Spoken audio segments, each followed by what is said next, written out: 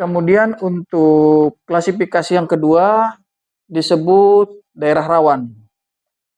Daerah rawan ini ada sebanyak 841 TPS. Jadi kita menggunakan pola pengamanan 2 Polri 2 TPS, daerah rawan ya. 2 Polri 2 TPS. Ini harga mati.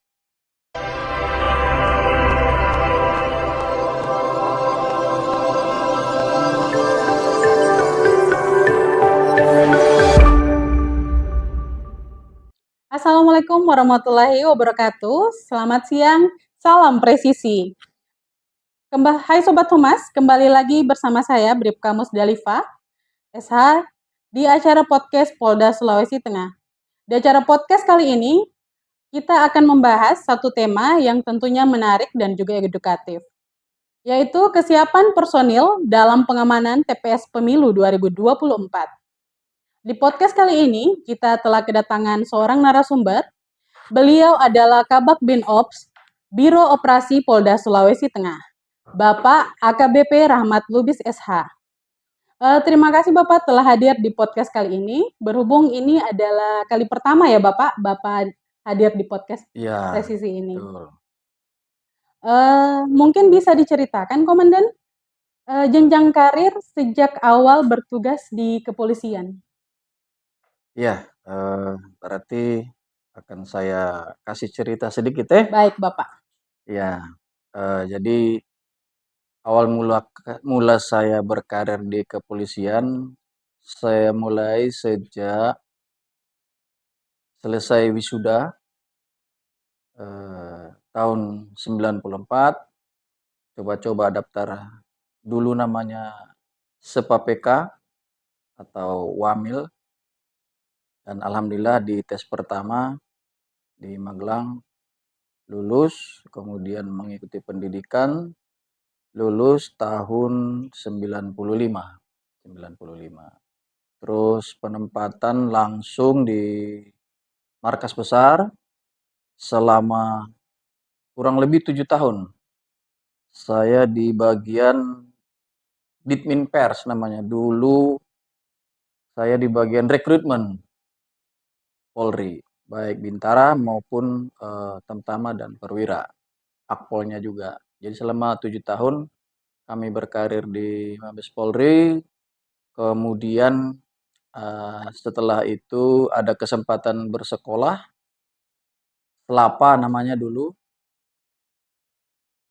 tahun 2001, 2002 sampai 2003. Kemudian habis sekolah mendapat kesempatan melaksanakan tugas di Polda Aceh selama 2 tahun. Baik Bapak. Polda Aceh. Nah, terus bergulir waktu masuk Polda Jabar, Polda Jawa Barat di tahun 2005 sampai 2019. Nah, 2019 di Polda Jawa Barat, tour area muter terus di Polres-Polres sebagai Kapolsek, Kabak, dan terakhir di Kapolsek Lembang di daerah Polres Cimahi. Dan sekarang ada di Polda Sulteng dari tahun 2020 sampai sekarang. Jadi saya di Polda Sulteng ini sudah masuk waktu hampir 4 tahun. Begini Bapak, seperti yang kita ketahui bahwa bangsa Indonesia tidak lama lagi akan kembali melaksanakan pesta demokrasi. Melihat kondisi geografis di Sulawesi Tengah ini sendiri Bapak, di mana tantangan tersendiri utamanya di lokasi-lokasi yang sulit dijangkau, sehingga diperlukan kesiapan fisik dan juga mental yang prima bagi personil pengamanan TPS. Seperti tema kita kali ini Bapak, yaitu kesiapan personil dalam pengamanan TPS Pemilu 2024. Kesiapan ya? Iya, kesiapannya Bapak. Kesiapan menghadapi geografis wilayah di wilayah hukum Polda Sulawesi Tengah. Wilayah hukum Polda Sulawesi Tengah ini sejak kami berdinas di beberapa Polda beda, geografis juga eh, sangat renggang di sini penduduknya. Jadi memang anggota yang melaksanakan pengamanan TPS harus dikasih motivasi, dikasih bekal agar mereka ada jiwa untuk mempertahankan ikrar sebagai pengayom, pelindung, pelayan masyarakat. Jadi anggota kita ini memang harus kita bekali. Contoh kita beri yang pertama bimbingan psikologi. Kita kasih bimbingan psikologi, kemudian kita layani juga untuk merawat kesehatan dengan memberikan pemeriksaan kesehatan sebelum berangkat ke TPS. Baik, Bapak. Sekali lagi, inilah modal buat anggota kita biar bisa tetap semangat, di samping juga memang sudah menjadi tugas pokoknya untuk melaksanakan menjaga keamanan dalam melaksanakan pencoblosan di TPS oleh warga yang memilih, yang punya hak pilih. Demikian. Baik, Bapak. Untuk pertanyaan selanjutnya, Bapak, untuk personil yang akan dilibatkan di PAM TPS nanti ada berapa? Oh iya, baik, jumlah personil ya. Ya. Jadi personil yang kita libatkan di pemilu 2024 ini ada sejumlah 3.935 personil yang terdiri dari Polda 902 personil, kemudian Polres jajaran di wilayah hukum Polda Sulawesi Tengah itu kita libatkan ada sekitar 3.300 personil. Jadi kita dengan menggunakan 2/3 kekuatan personil Polda Sulawesi Tengah dan Polres jajaran. Untuk pola pengamanannya sendiri, Bapak, PAM TPS pemilu yang akan dilaksanakan di bulan Februari nanti, bagaimana diterapkan atau diberlakukan khususnya di Polda Sulawesi Tengah? Ya. Bagaimana pola pengamanannya, Iya, Bapak? pola pengamanannya. Jadi kita awali dulu jumlah TPS di wilayah kita ada sejumlah 9.462 TPS ya di 13 kabupaten, kota dan kabupaten. Ada sejumlah 9.462 TPS. Dan pola pengamanannya kita klasifikasikan menjadi 3. Yang pertama, kurang rawan. Kurang rawan ini TPS-nya ada sebanyak 8.516 TPS. Jadi di daerah kurang rawan ini sebenarnya istilahnya aman juga, cuma kita tidak mau underestimate. Jadi di daerah kurang rawan ini pola pengamanannya 2 polisi, 1 TPS, 3 TPS, bahkan 2 polisi bisa sampai 10, 12, 16, sampai 20 TPS. Makanya disebut daerah kurang rawan, daerah aman. Ya. Jadi 2 polisi bisa bisa menjaga TPS-nya sampai 20. Nah, penetapan pola pengamanan seperti ini tentunya kita menginduk ke konsep dari Polres. Kalau memang itu dianggap aman, bisa 2 polisi bisa mengamankan TPS 10, 12, sampai ke tingkat paling aman 20 TPS. Itu daerah kurang aman. Kemudian untuk klasifikasi yang kedua disebut daerah rawan. Daerah rawan ini ada sebanyak 841 TPS. Jadi kita menggunakan pola pengamanan 2 Polri 2 TPS, daerah rawan ya. 2 Polri 2 TPS. Ini harga mati. Ini harga mati. Tidak bisa dikurangi, tidak bisa ditawar-tawar. Dan yang ketiga, kategorinya adalah klasifikasi sangat rawan. Kenapa disebut sangat rawan? Karena di daerah tersebut ada historically-nya, ada keributan, ada kericuhan, mungkin ada kelompok bersenjata. Nah, di daerah kita tidak ada. Nah, itu kita klasifikasi sebagai daerah sangat rawan. Jadi di daerah sangat rawan ini kita buatkan pola pengamanannya 2 polisi 1 TPS. 2 polisi 1 TPS, daerah sangat rawan. Yang terakhir klasifikasi disebut daerah khusus. Daerah khusus ini di mana saja? Daerah khusus ini ada TPS khusus. Contoh di rumah sakit, di LP, lembaga pemasyarakatan. Baik, Bapak. Kemudian di daerah industri. Nah, di wilayah kita, di wilayah Provinsi Sulawesi Tengah, untuk TPS khusus ini ada 15 TPS. Nah, pola pengamanannya sama dengan di daerah rawan tadi, daerah sangat rawan. 2 polisi mengamankan 1 TPS. Jadi, sekali lagi untuk TPS khusus, perlakuannya atau klasifikasinya sama dengan di daerah sangat rawan. Demikian penjelasan kami. Baik, Bapak. Baik, Bapak. Untuk personil yang ditugaskan tadi, Bapak, apakah Ya. ada batasan usia bagi personil yang akan melakukan PAM TPS tersebut? Silakan, Bapak. Ya, memang ada perintah dari Bapak Kapolri bahwa untuk melaksanakan pengamanan TPS ini dibatasi usia 50 tahun. Itu memang merujuk atau karena ada sejarah kita pada saat kemarin pemilu di tahun 2019. Baik, Bapak. Baik anggota petugas pengaman TPS-nya juga banyak yang sakit, bahkan ada yang meninggal dunia, kemudian anggota kita juga demikian.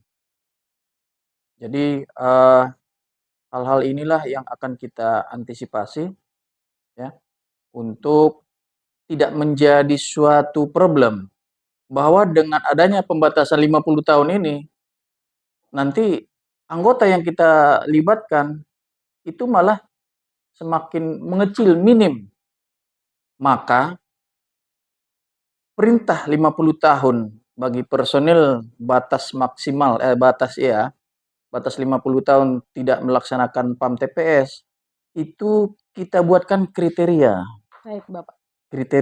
Kriteria kerawanan, kemudian kriteria konflik.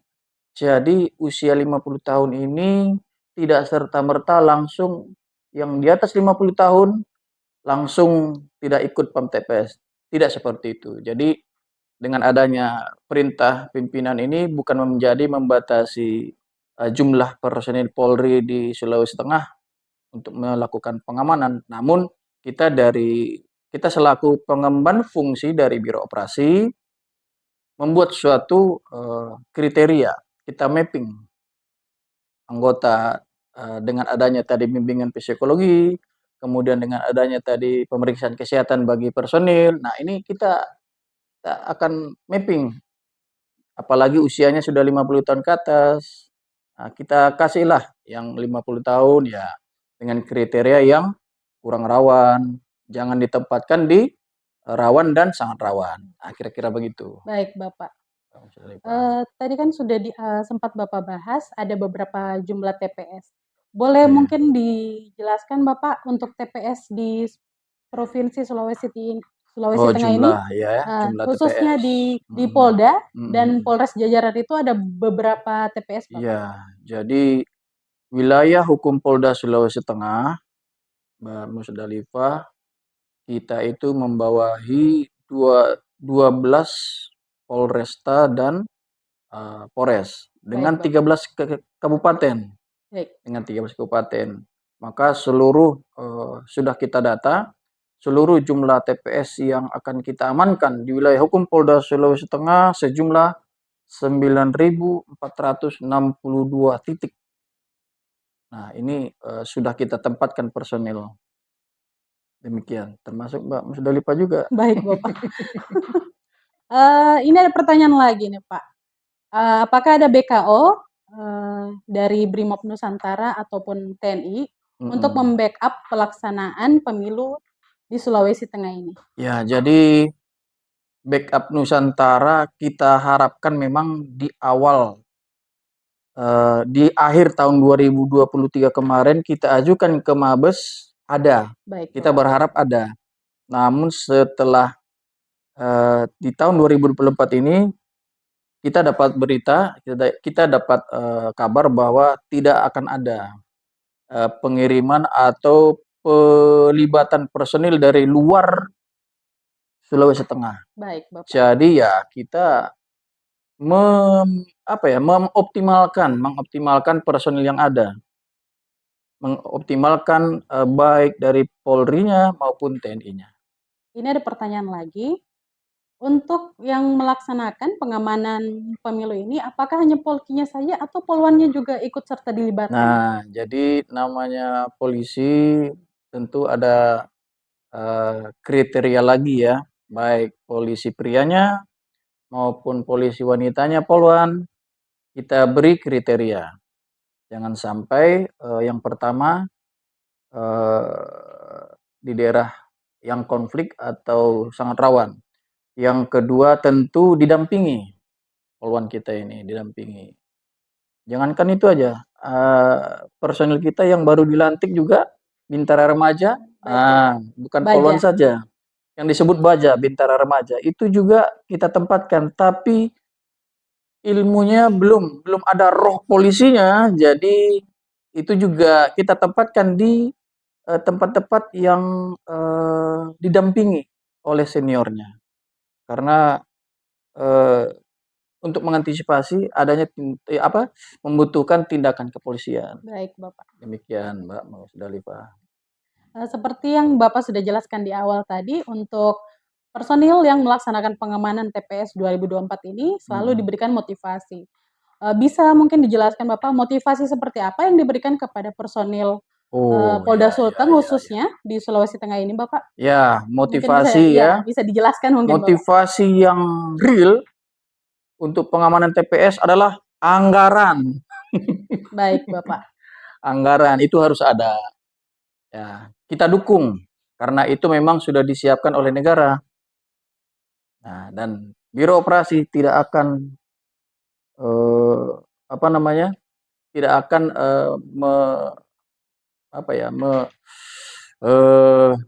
menggelapkan atau apa, tidak. Kita berikan semua hak anggota yang melaksanakan pengamanan. Gitu. Baik, Bapak. Ini Bapak sebelum dilakukan pergeseran pasukan nantinya Bapak, sebelum pemilu ini, apakah personil yang terlibat PAM TPS pemilu di 2024 ini akan dibekali dengan tata cara atau pengamanan yang sesuai SOP, Bapak? Betul. Jadi yang pertama SOP yang dimaksud standar operasional prosedur itu adalah kita bekali dulu tata cara pengamanan dia ada di TPS. Baik, Bapak. Bahwa anggota kita ini tidak boleh ada di dalam area TPS, kemudian tidak boleh melakukan pencatatan segala macam, dan terutama tidak membawa senjata kecuali daerah rawan. Nah, seperti itu. Mungkin bisa dijelaskan Bapak, kenapa untuk penggunaan senjata tadi di Oh iya, namanya manusia, kebiasaan untuk senjata itu sangat rawan penggunaannya. Baik, Bapak. Sangat kita antisipasi. Jadi sekali lagi penggunaan senjata kita mapping lagi untuk daerah sangat rawan. Baik, Bapak. Gitu. Tadi kan seperti Bapak sudah menyinggung tentang anggaran. Lalu ini Bapak, logistik yang akan dibagikan oleh personil yang akan melaksanakan PAM TPS itu seperti apa, Bapak? Iya. Memang tadi hal yang menunjang untuk melaksanakan PAM TPS di samping anggaran, kemudian ada satu lagi, Apa itu, lupa, Bapak? yakni perbekalan kesehatan. Tetap kita berikan untuk mendampingi personil. Berarti BKes ya? Ya, Bekal kesehatan. BKes, perbekalan kesehatan. Kemudian juga itu tadi anggaran kita berikan uang makan harian, ya itu kita berikan per hari. Per hari kita berikan. Kemudian transportasi ya kita kirim ke Polres masing-masing, itu transportasi. Kemudian akomodasi, akomodasi ini kita serahkan ke Polres untuk nginep dan sebagainya. Kemudian untuk terkait dengan logistik yang akan kita bekali hal-hal yang membantu selama pelaksanaan di TPS seperti tas ransel. Baik. Nah, kemudian ada baton stick, kaos dalam, termasuk itu jadi Apa itu Bapak? perbekalan kesehatan tadi Oh, juga siap kita Bapak. berikan. Ya, obat-obatan, obat flu, obat vitamin, kita berikan. Juga kita bekali saku panduan, buku saku panduan. Buku saku panduan terkait dengan pengamanan di TPS.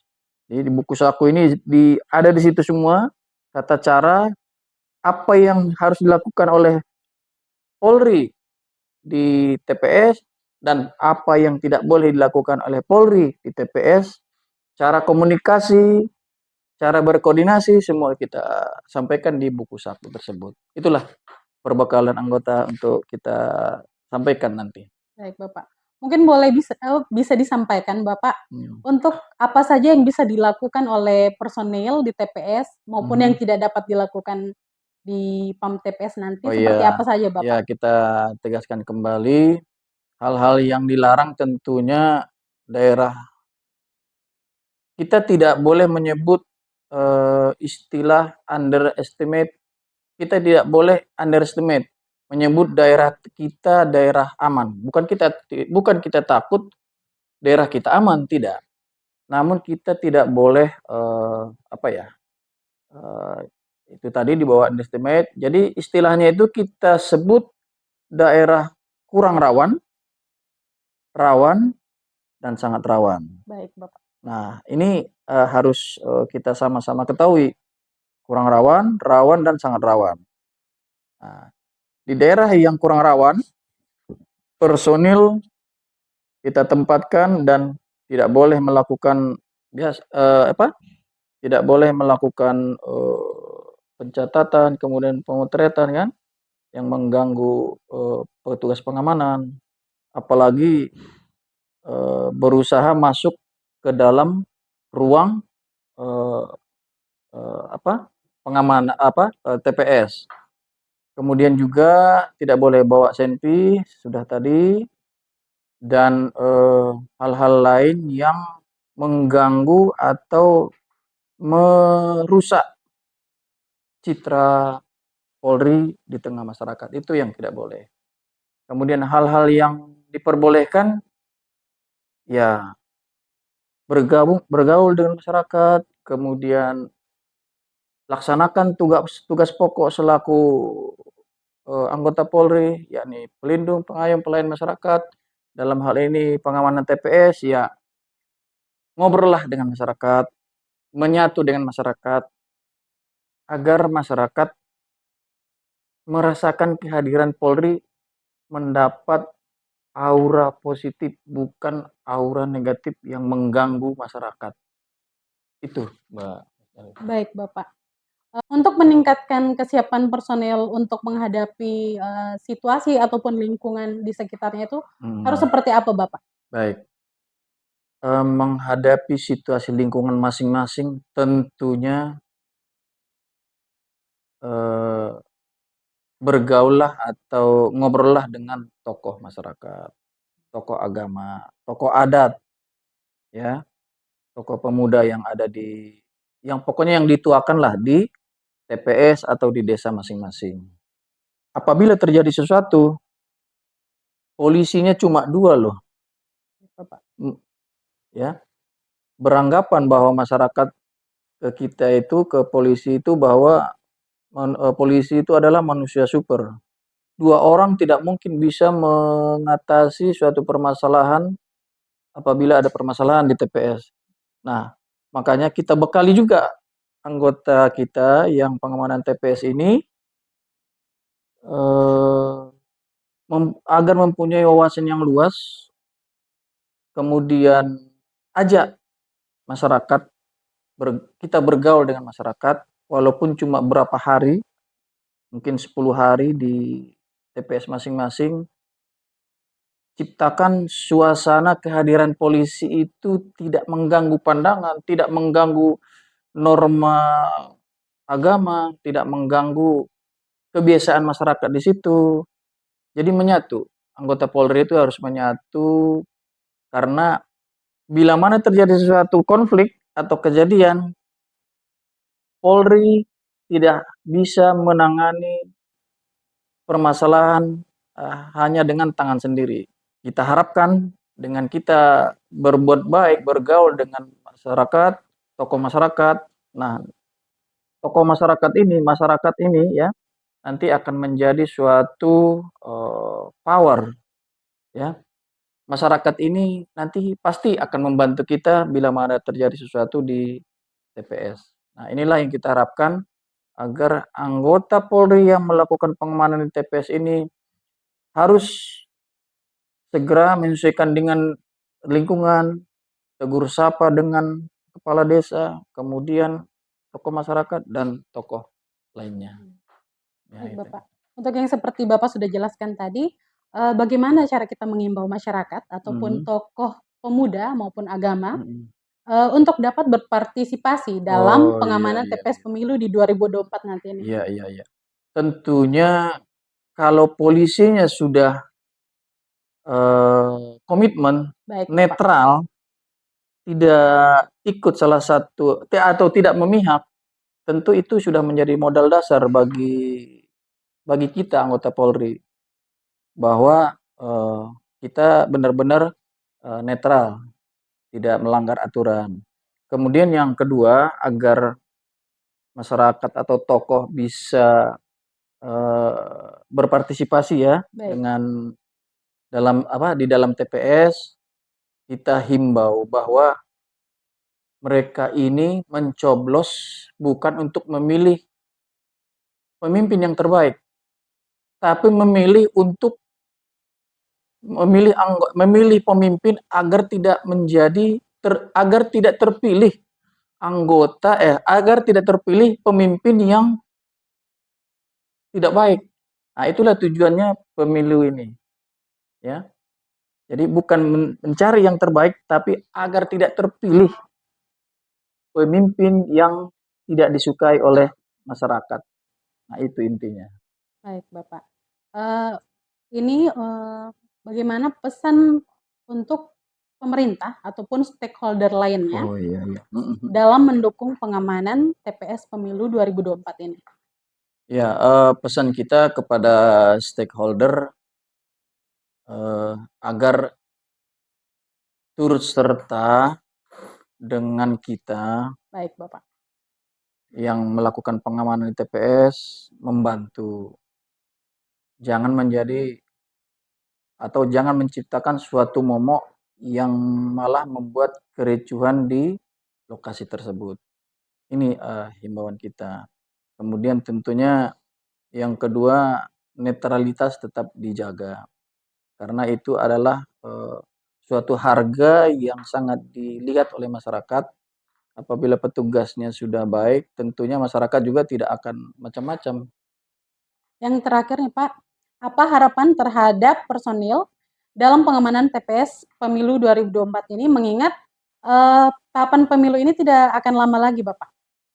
Jadi, himbauan kita mungkin di samping yang tadi, tetap netralitas, jaga rekan-rekan netralitas, tidak berpihak ke suatu kelompok, kemudian jaga jaga norma budaya yang ada di desa setempat atau di TPS setempat, kemudian untuk pribadi masing-masing personil ya, juga harus menjaga menjaga diri, menjaga keluarga, kemudian menjaga hubungan baik dengan masyarakat, dan yang terakhir, rekan-rekan, jaga nama institusi Polri. Demikian.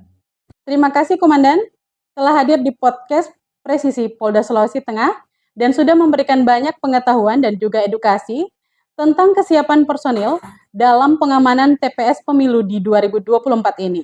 Demikian Sobat Humas, podcast kali ini bersama Kabak Binops Biro Operasi Polda Sulawesi Tengah, Bapak AKBP Rahmat Lubis SH, saya Bribka Musdalifa SH, dan kru yang bertugas pamit undur diri. Jangan lupa like dan subscribe Presisi Polda Sulawesi Tengah. Wassalamualaikum warahmatullahi wabarakatuh. Selamat siang. Salam presisi. Presisi.